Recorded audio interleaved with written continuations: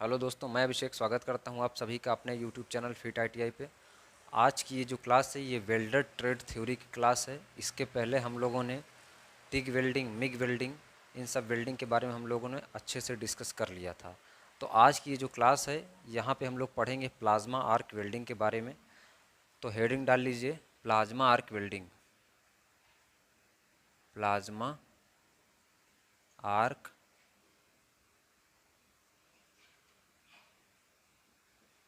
Welding. तो plasma arc welding सबसे पहले समझते हैं कि इसका सिद्धांत क्या है, कैसे काम करती है वेल्डिंग। तो प्लाज्मा आर्क वेल्डिंग में सबसे पहले समझने की ज़रूरत यह है कि ये प्लाज्मा क्या है। आर्क से आप लोग परिचित होंगे, पिछली क्लास देख रहे हैं लगातार, क्योंकि टिग वेल्डिंग पढ़ रहे हैं, मिग वेल्डिंग पढ़ रहे हैं, हर जगह आर्क ही काम आ रही है, क्योंकि आर्क वेल्डिंग ही हम लोग क्या कर रहे हैं, पढ़ रहे हैं। सबमर्ज आर्क वेल्डिंग हो गई तो वो सब आर्क वेल्डिंग हम लोग पढ़ रहे हैं। वेल्डिंग के बारे में आप लोग जानते ही हैं। नया शब्द आया है प्लाज्मा। तो प्लाज्मा की अगर बात करें तो प्लाज्मा, जैसे मान चलिए जब आर्क जनरेट होती है, जहाँ पे आर्क जनरेट हो रही है, ये -A+ है, यहाँ तक हमारा इलेक्ट्रोड आया है, यहाँ पे आर्क जनरेट हो रही है। और जैसे ही आर्क जनरेट होती है तुरंत यहाँ किनारे से हम लोग हाइड्रोजन गैस प्रवाहित कर देते हैं। हाइड्रोजन गैस प्रवाहित कर देते हैं। इसका मतलब ये हुआ कि प्लाज्मा जो है वो क्या है, जब कभी वेल्डिंग करते समय आर्क जनरेट की जाती है तो उस आर्क के बीच में कुछ गैसें जो है गुजारी जाती हैं। तो उन गैसों में जैसे हाइड्रोजन हो गया, हीलियम हो गया, नाइट्रोजन हो गया और आर्गन हो गया। तो ये गैसें गुजारी जाती हैं। तो ये गैसें क्या होती हैं, अपने आयनों में टूट जाती हैं। अब जब ये गैसें क्या होंगी, अपने आयनों में टूटेंगी, इनको हम लोग बारी बारी से लिखते चलते हैं।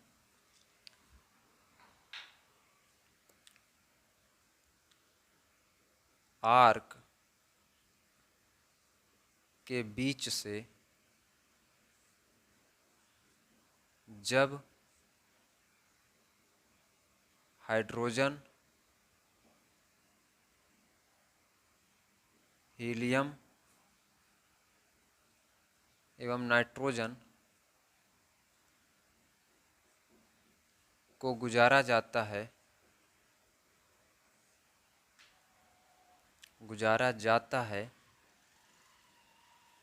तो ये गैसें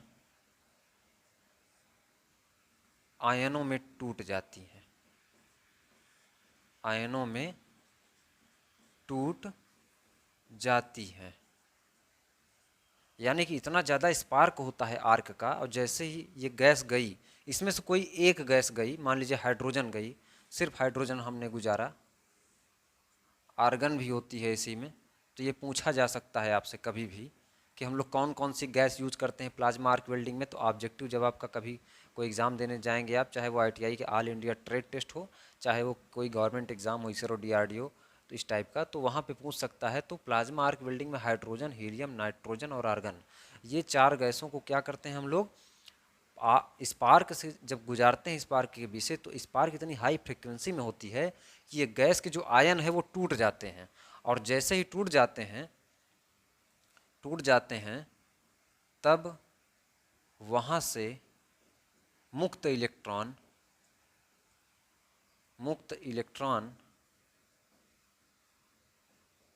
निकलने लगते हैं, निकलने लगते हैं। अब क्या हुआ, जैसे ही मुक्त इलेक्ट्रॉन निकलने लगेंगे तो क्या होता है, यही मुक्त इलेक्ट्रॉन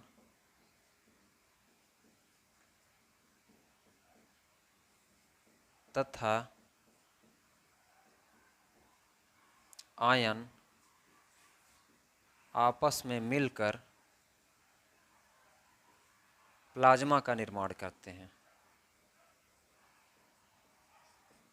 प्लाज्मा का निर्माण करते हैं। तो प्लाज्मा ये हुई। तो प्लाज्मा के बारे में आपसे जब पूछा जाए तो प्लाज्मा आर्क वेल्डिंग में प्लाज्मा क्या है, जैसे ही आर्क के बीच में हाइड्रोजन हो गया, हीलियम हो गया, नाइट्रोजन हो गया या आर्गन, इनमें से कोई भी एक गैस जब गुजारी जाती है तो ये गैस अपने आयनों में टूट जाती है। उसके बाद ये आयन और उसके जो मुक्त इलेक्ट्रॉन होते हैं, जैसे ही आयन में टूटेगी तो वहाँ से बहुत ज़्यादा मात्रा मुक्त इलेक्ट्रॉन निकलने लगते हैं। तो यही हाई फ्रिक्वेंसी में मुक्त इलेक्ट्रॉन बहुत तेज़ी से निकलते हैं। तो इसी को हम लोग यूज करके क्या करते हैं, बहुत ज़्यादा हाई फ्रिक्वेंसी में आर्क जनरेट हो जाती है, जिससे हम लोग वेल्डिंग कर लेते हैं। तो क्या होती है, वही प्लाज्मा कहलाती है। तो ये जो है प्लाज्मा हुई। अब कुछ बातें जो है प्लाज्मा आर्क वेल्डिंग से संबंधित हम लोग यहाँ पे जानते हैं, लिखते हैं यहाँ पे, इसको रफ कर रहे हैं आप लोग, इसको लिख लीजिएगा। जैसे प्लाज्मा आर्क वेल्डिंग में भी जो इलेक्ट्रोड यूज किया जाता है वो नॉन कंज्यूमेबल होता है।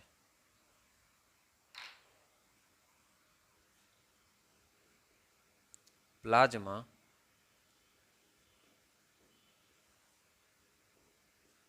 आर्क वेल्डिंग में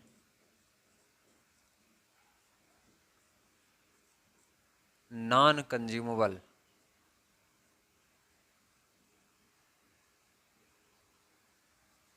यानी कि गैर उपभोज्य, गैर उपभोज्य इलेक्ट्रोड यूज किया जाता है। इलेक्ट्रोड उपयोग किया जाता है। और वो इलेक्ट्रोड किसका बना होता है, टंगस्टन का बना होता है। कुछ याद आया? टिग वेल्डिंग याद आ गई होगी। टी से टाइट, टी से टंगस्टन, तो यानी कि जहाँ पे टंगस्टन रहेगा वहाँ पे वो टाइट रहेगा, यानी कि वो ख़त्म नहीं होगा। और जहाँ पे मुलायम रहेगा वहाँ पे मिग वेल्डिंग रहेगी, तो यानी कि वो कंज्यूमेबल हो जाएगा, यानी कि वो ख़त्म हो जाएगा। तो यहाँ पे भी क्या करते हैं हम लोग, टंगस्टन का यूज करते हैं। अब और क्या करते हैं, ये सब नोट पॉइंट है, इनको आप लिखते जाएंगे। साथ साथ प्लाज्मा आर्क वेल्डिंग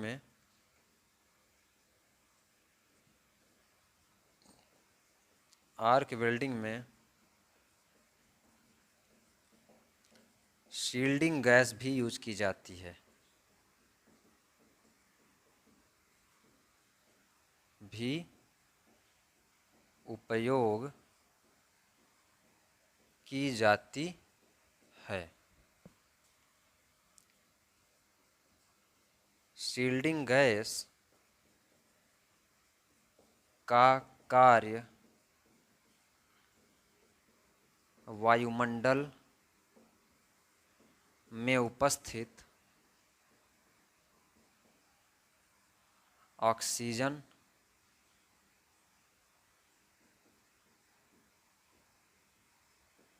या नाइट्रोजन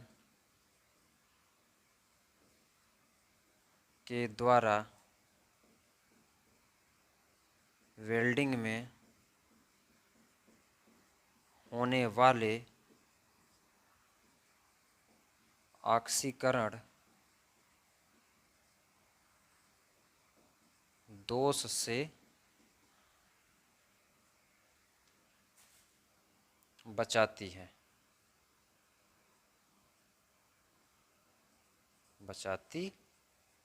हैं। तो आपने ये जाना कि प्लाज्मा आर्क वेल्डिंग में सील्डिंग गैसें भी यूज की जाती हैं, और ये सील्डिंग गैसें क्या करती हैं, वही काम करती हैं जो हम लोग पिछली वेल्डिंग्स में पढ़ रहे थे, कि जो ऑक्सीजन और नाइट्रोजन वायुमंडल में उपस्थित होती है 21% और 78%, आपको पता होगा, लिख देता हूँ यहाँ पे, 78% नाइट्रोजन, 21% ऑक्सीजन। ये बाई वॉल्यूम है, बाई वॉल्यूम है, बाई वेट हो जाएगा तो ऑक्सीजन 23% हो जाएगा। ध्यान रखिएगा, ऐसे सारी चीज़ें आपको पता होंगी पहले से भी, नहीं पता है तो कहीं पे किनारे नोट कर लीजिए, कहीं कहीं पूछ लेता है। जैसे एक बार इसरो को पेपर में देख रहा था पुराना बिल्डर का, तो वहाँ पे ये चीज़ें पूछी गई थी। क्योंकि मैं जो चीज़ पढ़ा रहा हूँ अभी, मैं फिटर की जो क्लासेस शुरू किया हूँ, तो मैं पहले जो पुराने पेपर आए हुए रहते हैं तो उनका अध्ययन करता हूँ। उनके अध्ययन करने के बाद जो जो चीज़ें लगता है कि ये सारी चीज़ें पूछी जा रही हैं, इसका मतलब यहाँ से भी आगे भी प्रश्न पूछे जा सकते हैं, तो उन चीज़ों के बारे में जो है बताना अति आवश्यक हो जाता है। तो यहाँ पे जो सील्डिंग गैसें यूज़ की जाती हैं वो कौन कौन सी यूज़ की जाती हैं, हीलियम और आर्गन। हीलियम तथा आर्गन। तो जो प्लाज्मा आर्क वेल्डिंग होती है, इसी प्लाज्मा आर्क वेल्डिंग से ये प्लाज्मा जो होती है ना, ये बहुत खतरनाक चीज़ होती है, यानी कि बहुत तेज इसका जो है फ्रिक्वेंसी होता है, बहुत ज़्यादा टेम्परेचर होता है। तो इसका यूज हम लोग कटिंग में भी करते हैं। जैसे मान के चलिए कि कोई भी वेल्डिंग है, वहाँ से फ्लेम निकल रही, आर्क निकल रही बहुत तेज़ी से, ठीक है। अब उस वेल्डिंग को क्या करेंगे, उस वेल्डिंग का टेम्परेचर बहुत ज़्यादा हो जाएगा, तो उस वेल्डिंग के फ्लेम को जैसे ही हम लोग ले जाएंगे किसी मटेरियल के पास, तो क्या हो जाएगा, तुरंत गल जाएगा। यानी कि 25 तक मोटी जो चादरें होती हैं, उनकी कटिंग तक जो है वो प्लाज्मा आर्क वेल्डिंग कर सकती है। ये सारी चीज़ें नोट कर लीजिएगा आप लोग, जो हम बोल रहे हैं, जो चीज़ें यहाँ पे नहीं लिख पा रहे हैं। तो क्या करती है, प्लाज्मा आर्क वेल्डिंग जो होती है वो प्लाज्मा आर्क कटिंग में बदल जाती है। कब, जब हमको जो है कोई भी चीज़ की कटिंग करनी होती है। तो अब प्लाज्मा आर्क वेल्डिंग का जो तापमान होता है, टेम्परेचर कभी कभी पूछा जाता है, इसको भी आप नोट पॉइंट करके लिखेंगे। प्लाज्मा आर्क वेल्डिंग का तापमान 20,000 डिग्री सेंटीग्रेड से अधिक होता है, अधिक होता है। कहीं कहीं आपको 30,000 भी मिल जाएगा, 20,000 से भी अधिक मिल जाएगा, या 10,000 से 20,000 के बीच में मिल जाएगा, लेकिन आपको जनरली याद रखना है कि 20,000 डिग्री सेल्सियस से अधिक इसका तापमान होता है।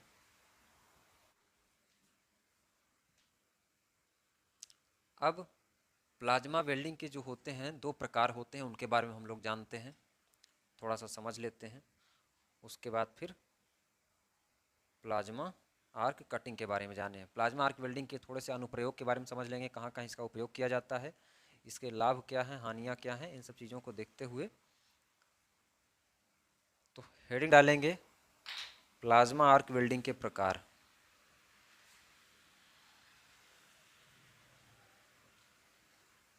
प्लाज्मा आर्क वेल्डिंग के प्रकार। तो जो प्लाज्मा आर्क वेल्डिंग होती है वो 2 प्रकार की होती है, प्लाज्मा आर्क वेल्डिंग और non transfer plasma arc welding. तो इनके बारे में हम लोग थोड़ा थोड़ा देख लेते हैं।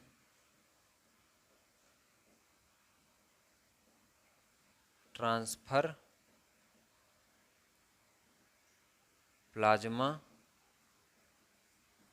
आर्क वेल्डिंग तथा नॉन ट्रांसफर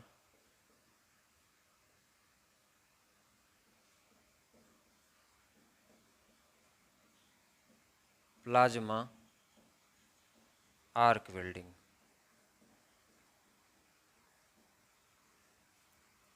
तो ट्रांसफर प्लाज्मा आर्क वेल्डिंग और non transfer plasma arc welding में सिर्फ अंतर ये होता है कि जो ट्रांसफर प्लाज्मा आर्क वेल्डिंग होती है, यही आर्क वेल्डिंग का यूज हम लोग कटिंग में ये करते हैं, यानी कि इसका यूज कटिंग में किया जाता है और इसका यूज वेल्डिंग में किया जाता है। अब इसका यूज कटिंग में इसलिए किया जाता है, थोड़ा सा हम लोग यहाँ पे फर्स्ट वाले की बात करेंगे जो, तो इसमें क्या होता है, इलेक्ट्रोड को कैथोड बना दिया जाता है। ये चीज़ें बहुत ध्यान से आप लोग रट लिएगा, इसको ध्यान दे दीजिएगा, ये चीज़ें आप लोग याद कर लीजिएगा कि ट्रांसफर प्लाज्मा आर्क वेल्डिंग में इलेक्ट्रोड को कैथोड बना दिया जाता है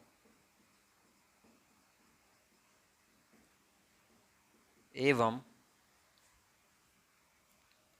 कार्यखंड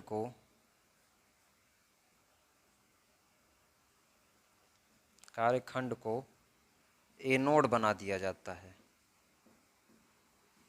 बना दिया जाता है।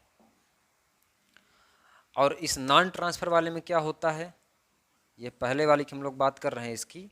अब नॉन ट्रांसफर वाले में क्या होता है, ये नॉन ट्रांसफर की हम लोग बात कर रहे हैं, बना देते हैं जिससे आपको पता रहे। तो नॉन ट्रांसफर वाले में क्या होता है, इलेक्ट्रोड को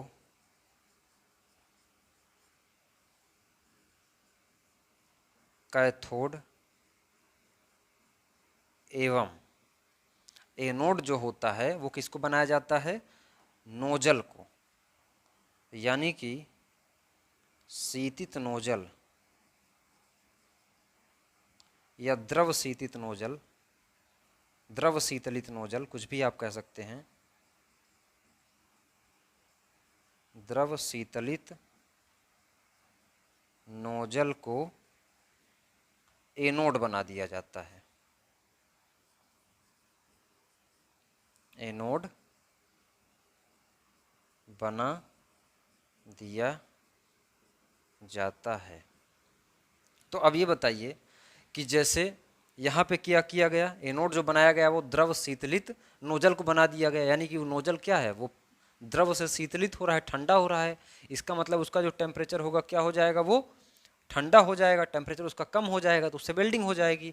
और टेम्परेचर बहुत ही ज़्यादा हो जाता है जब, यानी कि जैसे ही मेटल के पास हम अपनी लेके गए वेल्डिंग मशीन, तो वो क्या हो जाएगा, तुरंत कट जाता है, वहाँ से गल, इतना ज़्यादा तेज़ी से वो उस वहाँ से आर्क निकलती है कि तुरंत गला देती है, वहाँ से जहाँ भी टच होता है वहाँ काट देता है। आप लोग देखे होंगे लोहा वहाँ काटते उड़ते कि वहाँ से बहुत तेज़ी से फ्लेम निकलती है, और जैसे ही यहाँ से गुजार ले गए तो वहाँ क्या हो जाएगा, आधे से कट जाता है पूरा। तो वो क्या होता है, ट्रांसफ़र प्लाज्मा आर्क वेल्डिंग में होता है, क्योंकि उसमें किसी प्रकार की ठंडा करने की चीज़ नहीं होती है, और 30,000 40,000 50,000 डिग्री सेंटीग्रेड जितना भी तापमान होता है सारा उसमें क्या किया जाता है, झोंक दिया जाता है। तो इसीलिए जो ट्रांसफ़र प्लाज्मा आर्क वेल्डिंग होती है, तो वहाँ से जो भी चीज़ें निकलती हैं, जो भी आर्क निकलती है, वो क्या होती है, काफ़ी हाई फ्रिक्वेंसी हाई घनत्व में जो है जनरेट होती है। तो यानी कि क्या होती है, वो भारी तथा घनत्व वाली होती हैं। ये क्या होती है, हल्की घनत्व वाली होती है, हल्की होती है। इतना सा जो है इन दोनों वेल्डिंग में अंतर है। तो इनको आप लोग अच्छे से ध्यान से समझ लीजिएगा। नहीं पसंद आएगा तो वीडियो को एक बार फिर से बैक करिएगा और फिर से आप लोग इसको देख लीजिएगा, जो चीज़ें मैं बोल दिया हूँ बीच में नहीं लिख पाया हूँ यहाँ पे। तो ये हो गया। अब प्लाज्मा आर्क वेल्डिंग के हम लोग देखते हैं कि इसके लाभ क्या हैं, हानियाँ क्या हैं, और इसके हम लोग कहाँ पे यूज करते हैं। तो प्लाज्मा आर्क वेल्डिंग के अगर अनुप्रयोग के बारे में सबसे पहले बात करें, फ़ायदा और नुकसान तो बाद में देखा जाएगा, पहले तो हमको ये जानना ज़रूरी है कि हमने इसका उपयोग जो है किया ही क्यों, इसका आविष्कार हमने किया ही क्यों। तो मतलब इसका कहीं ना कहीं अनुप्रयोग हो रहा होगा, कहीं ना कहीं पे उपयोग हो रहा होगा। तो इसके उपयोग के बारे में जानते हैं, समझते हैं। उपयोग,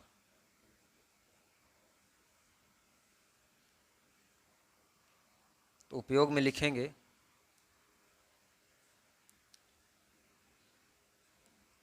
प्लाज्मा आर्क वेल्डिंग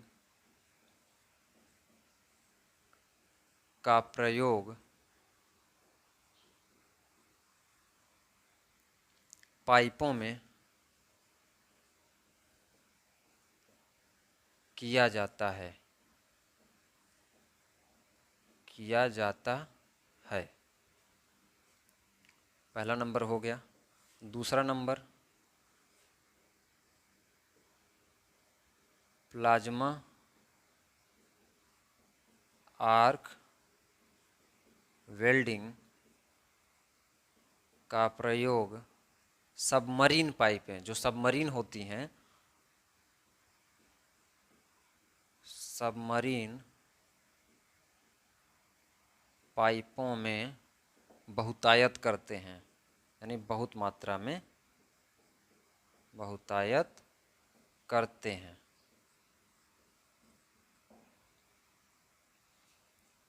उसके बाद तीसरा जो इसका प्रयोग है,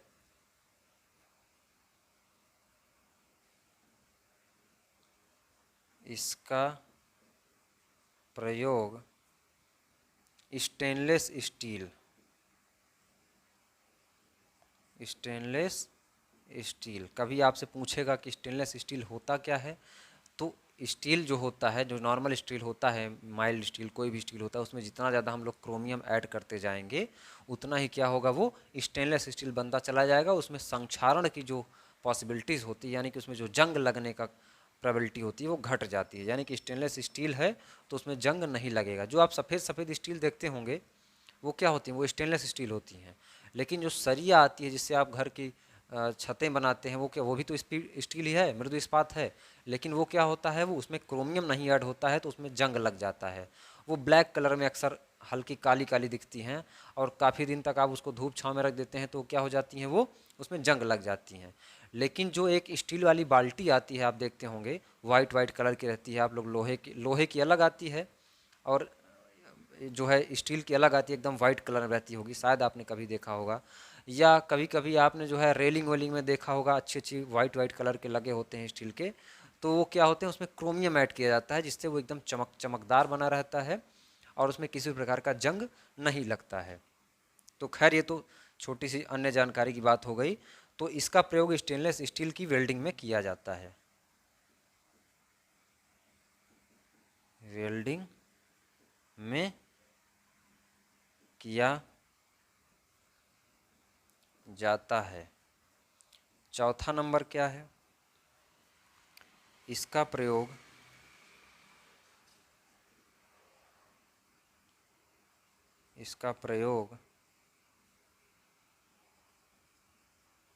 मोनल मेटल तथा अन्य उच्च गलनांक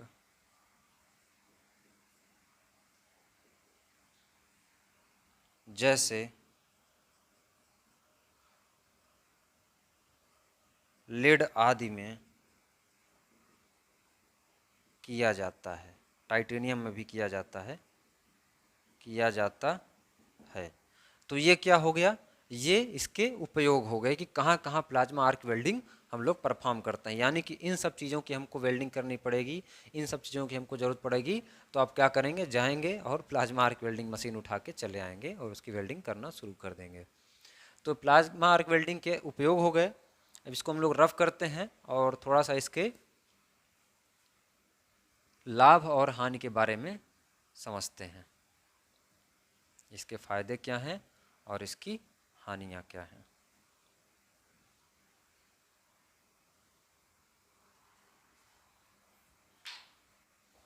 इसके फायदे की बात करें,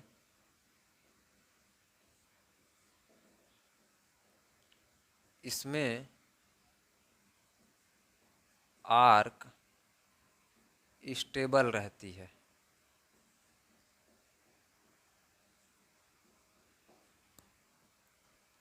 पहला लाभ हो गया। दूसरा क्या हुआ, आर्क ब्लो की समस्या नहीं होती है। अब जिनको ये आर्क ब्लो आर्क स्टेबल नहीं समझ में आ रहा होगा तो वेल्डिंग डिफेक्ट वाला जो हमारा लेक्चर है वो देखेंगे, तो वहाँ पे हमने जो है ये चीज़ें डिस्कस की हुई हैं ऑलरेडी, नहीं होती हैं। तीसरा क्या होता है, पेनिट्रेशन समान रहता है। पेनिट्रेशन समान रहता है।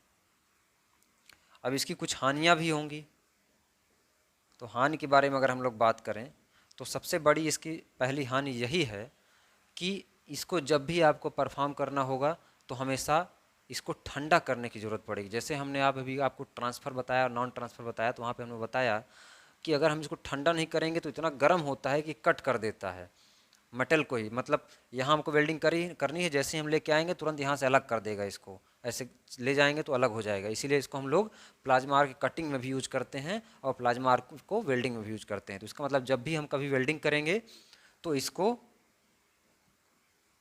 ठंडा करने की ज़रूरत पड़ती है। इसके नोजल में शीतलन की आवश्यकता होती है। शीतलन की आवश्यकता होती है। दूसरी सबसे बड़ी हानि ये है कि हमेशा हाई मेल्टिंग पॉइंट वाले को ही वेल्डिंग करेगा, यानी कि उच्च गलनांक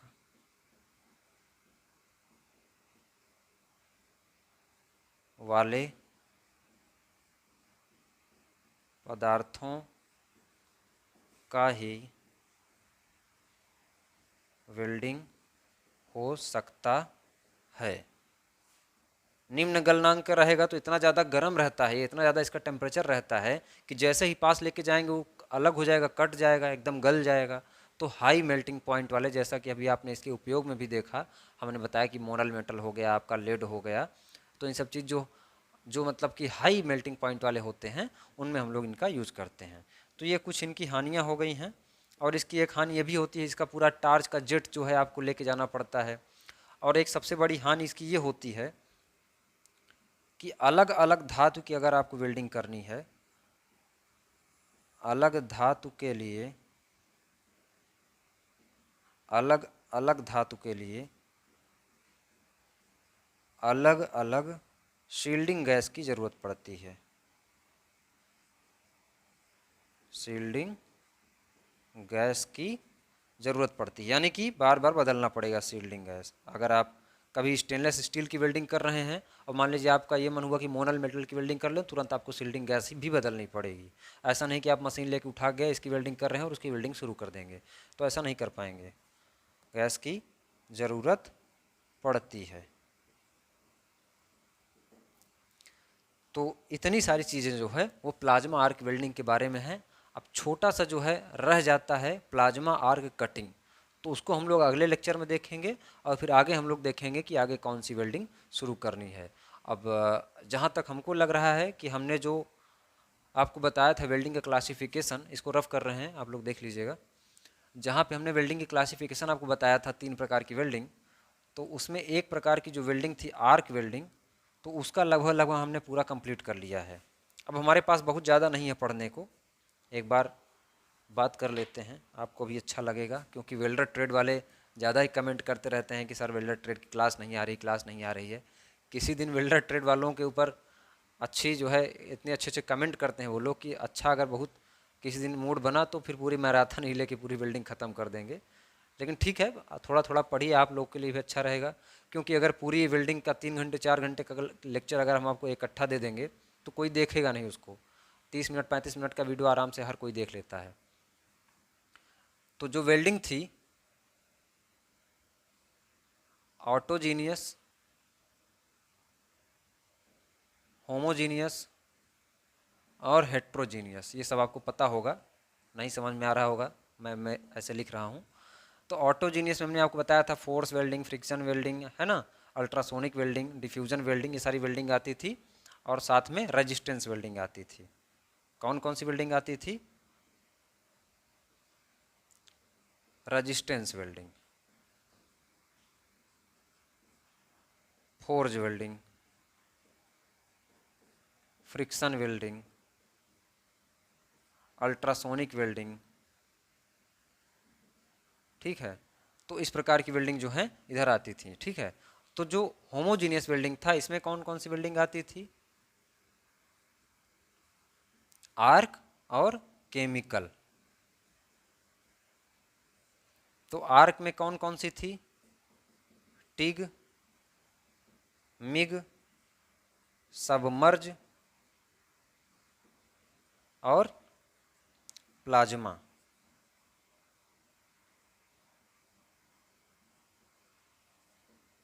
प्लाज्मा आर्क वेल्डिंग।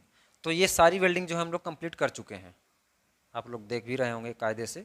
तो ये तीनों वेल्डिंग कंप्लीट कर चुके हैं। ये वेल्डिंग सारी कंप्लीट हो जाए उसके बाद हम लोग ऑब्जेक्टिव का प्रैक्टिस करेंगे, ठीक है। तो अभी कोई भी जो है ये नहीं बोलेगा कि सर प्रैक्टिस प्रैक्टिस, तो प्रैक्टिस के लिए बाद हम लोग देखेंगे। और केमिकल में फिर क्या है? थर्मिट